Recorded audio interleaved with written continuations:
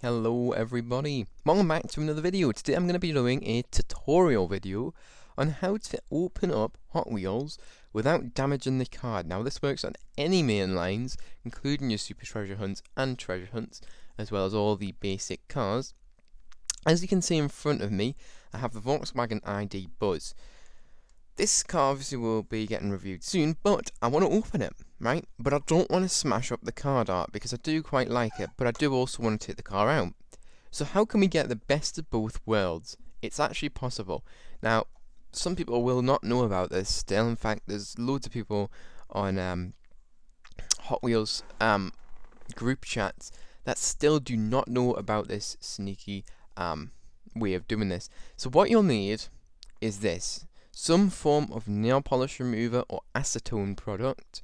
All you're looking for is a product with acetone in it.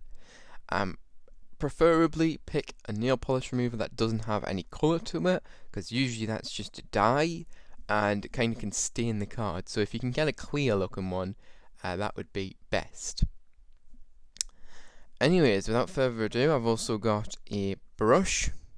You don't have to, you can use anything that works. You could even just pour it on the card and use your finger to spread it out, but you like to use a brush so that I don't get the stuff all over my hands, and then put it all over the car, because obviously this acetone is quite damaging to the paint of your cars.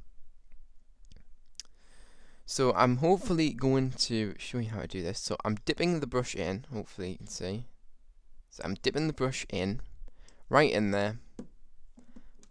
Gosh, this camera work's not great because I'm doing it all with one hand. And then I'm just going to be putting it all on there. Can you see that? Now I want a generous amount on, so that this softens the glue and essentially allows me to open the car without any damage to the card. So I'm just gonna, oops, because I'm doing this with one hand, it's probably gonna jump around, and this is not as neat as you can be. But as you can see here, look what I'm doing. You should be able to see it should be starting to build up. And just continue to go over. You probably will need to go over the same spot quite a few times. As you can see here, I am going back over all these spots.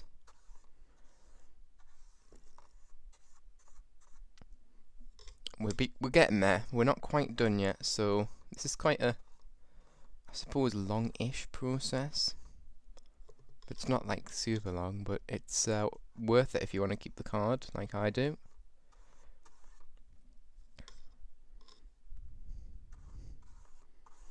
As you can see, I'm going back over all these spots, and you'll start to notice that some spots will go lighter colour again. That's spots that haven't been gone back over, so just go back over them. As you can see here, I've done everywhere once. Now I just need to put more on. Go back over it all, if that makes sense. All we're doing here is softening the glue. It kind of melts it, but it depends how strong the acetone is as to how much you're going to need. In nail polish remover, you do need probably more than just pure acetone, because obviously there's a mix of usually alcohol in it and some other stuff. Sometimes it's just water based. This one is just water based, but you can get ones with alcohol, but them ones do evaporate. The one that I'm using here came from B&M. I'm obviously from the UK, so this one did come from B&M.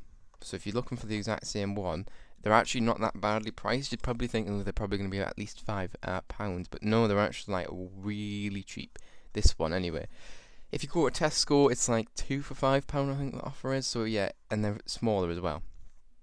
But no, I get this one from B&M, and it works great. So as you can see here, probably won't need much more. I'm just making sure I've gone over absolutely everywhere, and then I'm getting a generous layer on that. And then we will begin to actually try and peel the card open, which is usually a two-handed thing, so I'm going to have to try and set the camera down somewhere. Okay, and that's looking pretty good. Just one last little bit here that I want to go back over.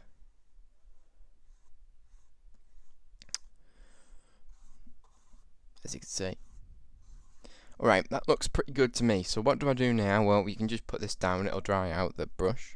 Just don't put it on anything that you don't want getting dampened.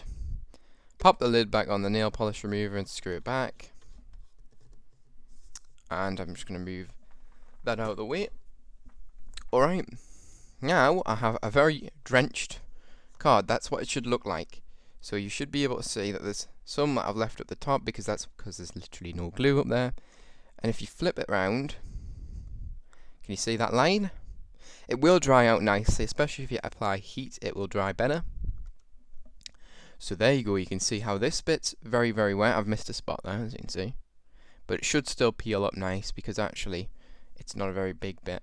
I could go back over it if I really, really wanted to. To be honest, I might because I don't really want to rip the card.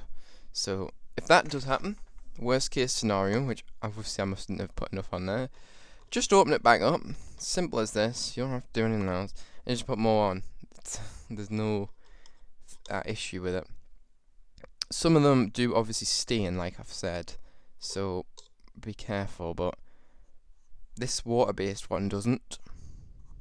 I know that the alcohol one definitely does, because I used to use that one. It was from Tesco, and it was not great, to be honest. It did the job very well, but it just left loads of stains on it, which is alright, but, you know, you can't reseal, which I feel like that's what probably most of you want to do. So there you go, I've went back over that spot, and now it should all be good. Now I'm just going to let it sit for a little while. That's just to allow it to melt all the glue. People will be asking, how would you reseal? If you wanted to reseal the car, you would have to apply your own glue. I would recommend just like PVA glue almost. A good glue though, not something that'll easily open. Now then, let's see. As you can see here, that's like that. And if I just try and, I don't know if I'm going to be able to do this with one hand, because I've never done it with one hand. I usually would grab it with two. So let me just put the camera there. Oh, there, look, it's opening. See that? I'm just gently pulling. I'm not forcing it too hard, because I'm just wanting to go nice and slowly so that it releases on its own kind of accord, if that makes sense. So you can see it's lifting up. I probably could have done this a slight bit slower, but here we go. Slowly does it, no rush. As you can see here. And bam. Now I have my car. There's my car. And I have a pretty much pristine card. Look at that. That's how you do it. It's that simple. You could have done it quicker than I have. I've just done it nice and slow so you can see what's going on. Obviously, taking this blister off is quite the slow process. It's slower than the rest of the stuff. You do have to take your time on it. Even I could have went a bit slower and I would have got better results. The only thing is, sometimes in the factory, the blister's kind of been like pulled a little bit off the card, so some of that stuff stuck to it, as you can see. Some of the card art is actually stuck to it. That's actually not my fault. That just happened because of something that's happened in transit or at the factory or whatever's happened. But I have a nice pristine car here, and I have a nice pristine card, so I can look at both of them. This is handy if you want to see what set the car was in, what the car's name is, and also on the back of the card it says what year it was made. If I can, there, what year it was made. It just keeps all the details of the car. You can keep it all. You can keep what number it was of the year, everything. So yeah, that's it for this video. If you enjoyed or found this useful, make sure to like. If you're new, subscribe and share this to any groups or family, friends, etc. that might be interested in this video. Anyways, that is it. See you guys in the next one. Bye bye everyone.